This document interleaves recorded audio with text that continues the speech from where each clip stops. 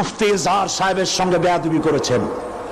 তিনি আলেমদের ওস্তাদ, হাজারো আলেমদের ওস্তাদ, তিনি কওমি মাদ্রাসার আলেম। আমি জীবনেও কওমি মাদ্রাসায় পড়িনি, আলিয়ায় পড়েছি। মনে করবেন না আমাদের মধ্যে দুশ্মনী আছে, কারো গায়ে হাত দিলে আর একজন কথা বলবে না। আর একজন বাংলাদেশের আর একজন আলেমের গায়ে যদি সরকার হাত দেয়, বাংলাদেশ দাবানলের মতো দাউ দাউ করে আগুন জ্বলবে। আমরা ধর্মীয় রাজনীতি করি, আমরা এই কোরআনের রাজনীতি করি।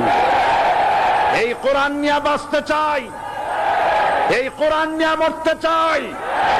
এই কোরআন থেকে আমাদেরকে বিচ্ছিন্ন করতে চায় কাফের, বেঈমান, মুশরিকেরা।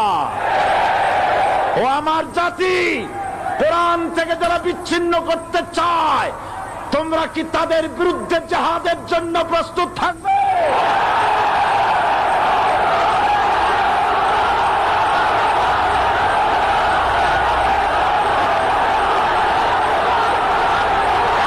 বসেন, বসেন।